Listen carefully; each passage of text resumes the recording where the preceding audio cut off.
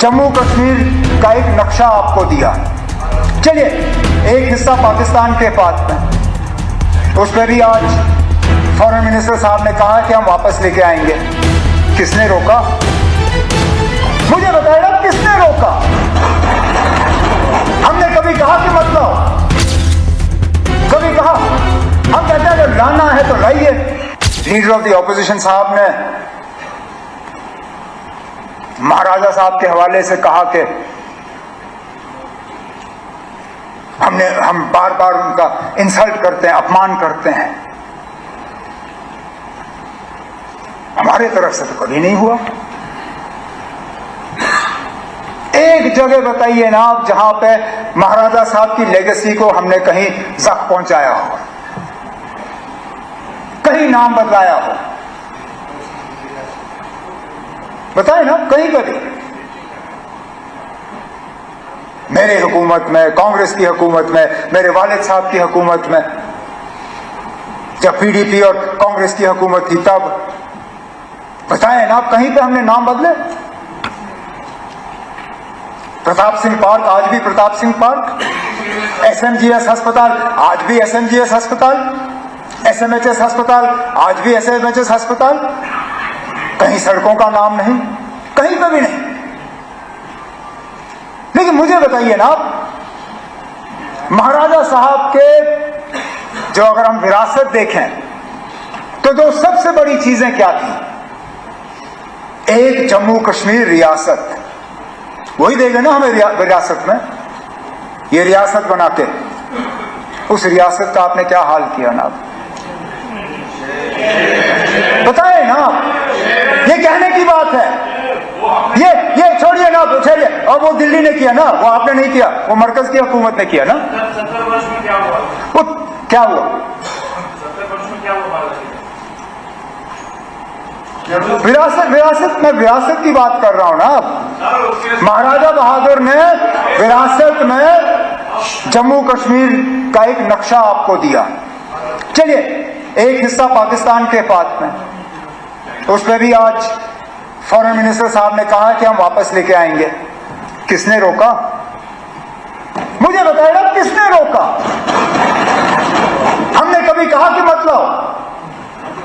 कभी कहा? हम कहते हैं अगर लाना है तो लाइए।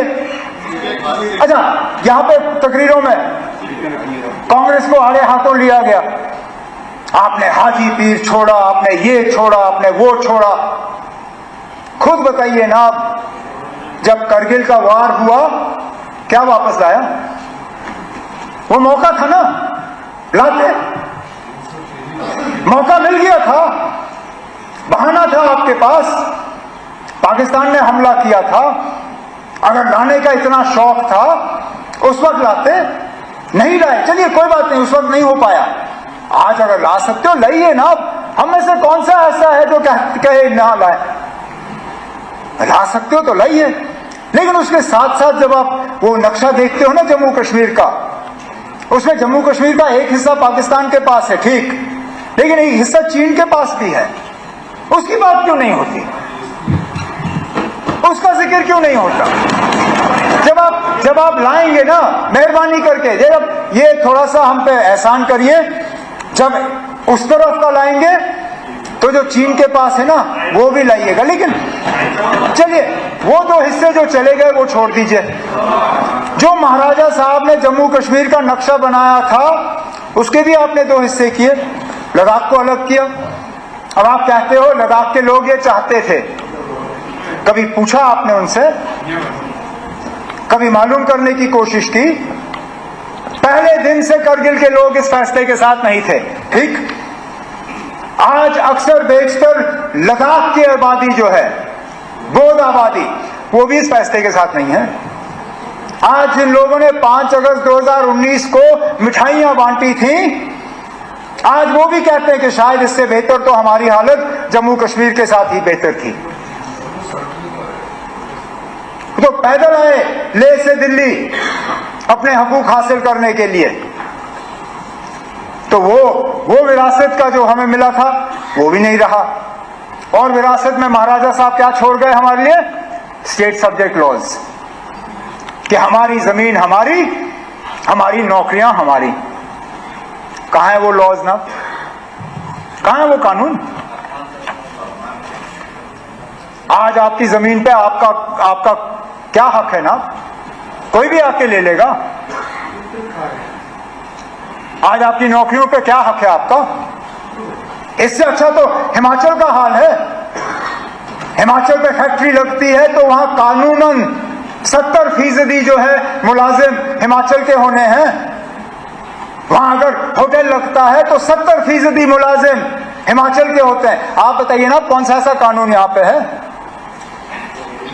तो जब महाराजा साहब का नक्शा आपने नहीं रखा, जब महाराजा साहब का स्टेट सब्जेक्ट का कानून आपने नहीं रखा, तो हमने अपमान किया या आपने किया?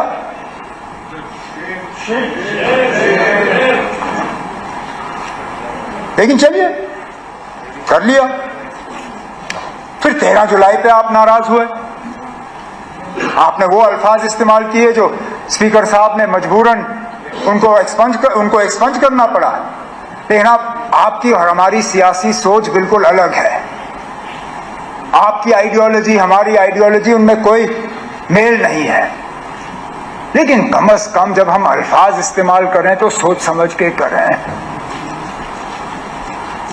उन 22 लोगों ने जो 13 जुलाई 31 को कुर्बानी दी, वो किस लिए दी? एक आवाज हासिल करने के लिए, कुछ हकूक हासिल करने के लिए। और अगर उनका वो करना गलत होता, महाराजा साहब ने उनकी कुर्बानी के बाद जो कदम उठाए, क्यों उठाए? जो विजिलेंस कमेटी बिठाई गई, जो जस्टिस दलाल कमीशन बिठाया गया, क्यों बिठाए गए? जो उस कमीशन के बाद इलेक्शन का अनाउंसमेंट हुआ, जो इलेक्शन करके प्रजा सभा बनी, वो प्रजा सभा आखिर में जम्मू कश्मीर की असेंबली बनी। अरे नाब, जिन कुर्बानियों के बुनियाद पे ये असेंबली कायम हुई, उनके बारे में भी हम इज्जत से 2 शब्द इस्तेमाल नहीं कर सकते। उनकी सिर्फ इतनी खता है कि वो मुसलमान थे, इतनी खता, ये मानिए आप। क्योंकि बाकी मुल्क में जहां शख्सी राज के खिलाफ आवाज उठी, वहां पे किसी ने उनको गद्दार नहीं कहा। लेकिन यहां पे क्योंकि वो मुसलमान थे और जमहूरियत के लिए लड़ रहे थे, हमारे मुंह से उनके बारे में इस तरह के अल्फाज कितनी आसानी से निकलते हैं। अब मैं बाकी इतिहास हिस्ट्री में नहीं जाऊंगा, क्योंकि मैंने तारिगामी साहब की तकरीर के बाद उनको एक पर्ची भेजी। मैंने कहा ना, आपने तो मेरी आधी तकरीर मुझसे ले ली, जो आपने पूरा हिस्ट्री का हमें यहाँ पे सुना दिया, तो मैं उसी को अपनी तकरीर समझ के तारिगामी साहब की बात जो है उसको ओन करता हूं। लेकिन आप ये मानिए, आप चाहे आप 13 जुलाई की छुट्टी रखें ना रखें, चाहे आप 5 दिसंबर की छुट्टी रखें ना रखें, उन लोगों की कुर्बानियों को यहाँ के लोगों के दिलों से कोई निकाल नहीं सकेगा। आपको क्या लगता है ना, 5 दिसंबर की छुट्टी हटा के शेर कश्मीर का जो उनकी कद है वो कम होगी? अरे ना, अगर आपने हमसे पूछा होता, मैं अपनी मर्जी से वो छुट्टी छोड़ देता। मेरे साथी, पता नहीं उनको याद है या नहीं है, जब मैं वजीर आला था पिछली बार, मैंने अपने साथियों से उस वक्त कहा कि हाँ, मैं 5 दिसंबर की छुट्टी छोड़ना चाहता हूं। सलाखिया साहब गवाह हैं। मैंने कहा इस जम्मू कश्मीर में छुट्टियां बहुत ज्यादा हैं, मैं छुट्टियां कम करना चाहता हूं। लेकिन अगर मैं बाकी छुट्टियों को काटना शुरू करूंगा, ये लोग मुझे कहेंगे कि देखो, अपने दादा की छुट्टी तो रखी, बाकियों को काट गए। तो मैं पहले शेर कश्मीर की छुट्टी जो है 5 दिसंबर वाली निकालूंगा, फिर हम और छुट्टियां जो है कम कर लेंगे। क्योंकि मुझे मालूम है शेर कश्मीर की शख्सियत जो है वो 5 दिसंबर की छुट्टी से नहीं है। उन्होंने जो जम्मू कश्मीर के लिए किया वो कोई मिटा नहीं सकता। स्टेटहुड का रेजोल्यूशन, हमारे एक साथी ने पूछा, नहीं, मैं उस पर आ रहा हूं कि वो असेंबली में क्यों नहीं आया, कैबिनेट में क्यों। असेंबली में सिर्फ इसलिए नहीं लाया गया क्योंकि हमें तो ये शक था कि यहां पे कोई ऐसी पार्टी या कोई ऐसा शख्स नहीं है जो स्टेटहुड के हक में नहीं है।